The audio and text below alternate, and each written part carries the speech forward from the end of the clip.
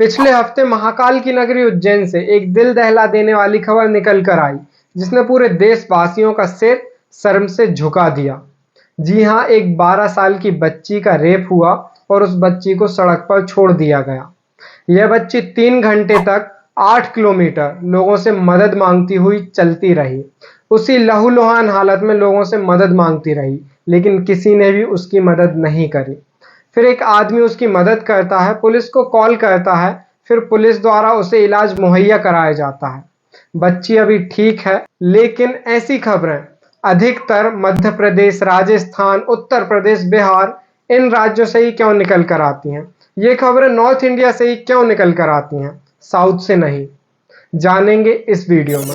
12 to 14, 31,446 crimes against women and girls were reported in the capital and less than 150 were convicted. An 8-month-old, a 1-year-old, a 2-year-old, an 80-year-old, a 90-year-old woman. I don't think any woman or girl is safe in the country, and it is something that we all should be really ashamed of. जय हिंद दोस्तों, मैं निखिल।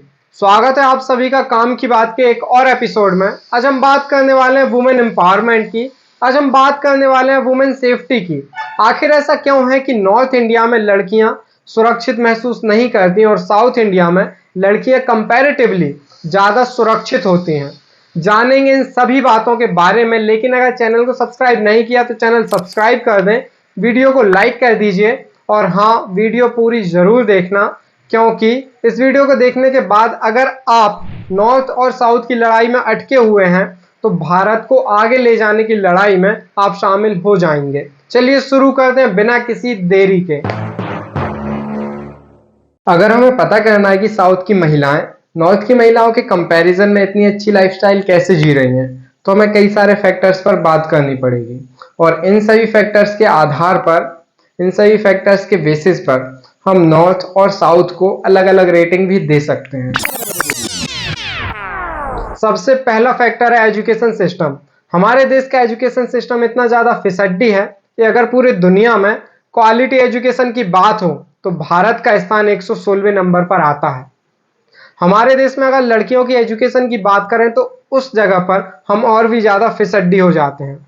भारत में total 84% आदमी पढ़े लिखे हैं, जबकि महिलाओं की साक्षरता दर सिर्फ 71% है।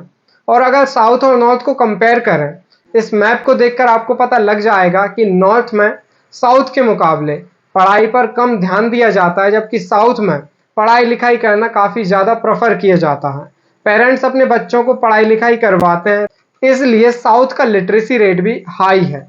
अगर फीमेल लिटरेसी रेट की बात करें तो नॉर्थ में जितना अंतर मेल और फीमेल लिटरेसी रेट में है, उतना अंतर साउथ में नहीं है। भारत में लिटरेसी रेट बढ़ाने के लिए, स्पेशली महिलाओं का लिटरेसी रेट बढ़ाने के लिए पढ़ाई लिखाई पर जोर दिया जा रहा है। कई सारी स्कीम्स लाई जा रही हैं, जिनमें से एक है बेटी बचाओ बेटी पढ़ाओ। अब सरकार तो योजनाएं ले आती है, लेकिन सरकार के मंत्री और विधायक ही कुछ ऐसे बयान दे देते हैं। मैं दावे के साथ कह सकता हूं कि भगवान राम भी आ जाएंगे। जब राम भी आ जाएंगे तो ये घटना पर नियंत्रण कर पाना संभव नहीं। अक्सर यही होता है खेतों में। ये जितनी लड़कियां इस तरह की मरती हैं, ये कुछ ही जगहों पे पाई जाती हैं। ये गन्ने के खेत में पाई जाती हैं, अरहर के खेत में पाई जाती हैं, मक्के के खेत में पाई जाती हैं, बाजरे के खेत में पाई जाती हैं, ये नाले में पाई जाती हैं, झाड़ियों में पाई जाती हैं, जंगल में पाई जाती हैं। ये धान के खेत में मरी क्यों नहीं मिलती हैं? ये गेहूं के खेत में मरी क्यों नहीं मिलती हैं? इनकी मरने की जगह वही है और कहीं पे घसीट के नहीं ले जाई जाती हैं। कोई इनको घसीट के ले जाके देखता नहीं कि इनको घसीट के ले जाया गया। तो आखिर ये घटनाएं इन्हीं जगहों पर क्यों होती हैं? ये पूरे देश स्तर पर जांच का विषय है। There is a saying, when rape is punishable, lie down and enjoy it. दूसरा पॉइंट है सेक्स रेशो। नाना इस देश में लाडो एक ऐसा धारावाहिक था जो कलर्स टीवी पर आया करता था। इसमें बताया गया कि कैसे लड़की के पैदा होते ही उसे मार दिया जाता था और ये कुप्रथा भारत के कई हिस्सों में प्रचलित थी। चोरी होवे है ते नाक कटावे है। आई दूध लेकर आओ।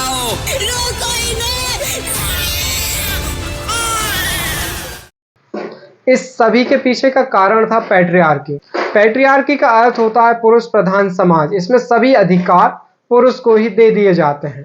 संपत्ति में अधिकार पुरुष का होगा, घर के सभी फैसले पुरुष द्वारा लिए जाएंगे, घर का मुखिया भी पुरुष होगा। इन सभी के चलते पुरुषों की डिमांड काफी ज्यादा बढ़ती गई, लड़कों की डिमांड बढ़ती गई और लड़कियों की वैल्यू गिरती गई। लड़कियों को बोझ माना जाने लगा और फिर लड़कियों के दहेज के लिए पैसा कहाँ से लाएं? लड़की तो पराया घर का धन है, लड़की पराए घर में चली जाएगी, इसलिए हम इसको पैदा ही क्यों करें, और पैदा हो जाती है तो इसको पैदा होते ही मार दें। ऐसी सोच कई राज्यों में विकसित हो गई थी।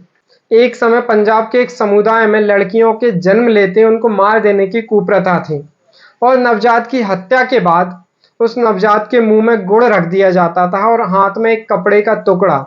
भगवान से प्रार्थना की जाती थी कि अगर लड़की हो रही है तो लड़की ना हो, लड़की की जगह लड़के को भेज दिया जाए। नॉर्थ इंडिया में अगर देखा जाए तो सेक्स रेशो आज भी बहुत कम है, जबकि साउथ इंडिया में अगर केरला की बात की जाए तो केरला में प्रति 1000 आदमियों पर 1024 से भी ज्यादा लड़कियां उपलब्ध हैं। कर्नाटका, तमिलनाडु, आंध्र प्रदेश, तेलंगाना, इन राज्यों की भी कोई इतनी ज्यादा बुरी हालत नहीं है जितनी नॉर्थ इंडिया में बुरी हालत हो रखी है। तीसरा पॉइंट है नॉर्थ इंडिया की कुप्रथाएं।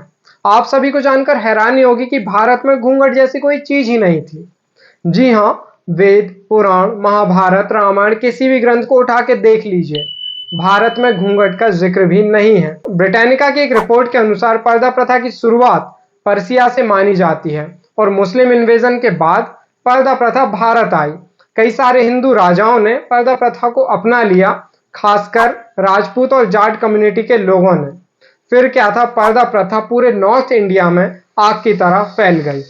पर्दा प्रथा के बाद लड़कियां घर में ही रहने लगी और फिर उन्हें सजावट की एक वस्तु समझा जाने लगा।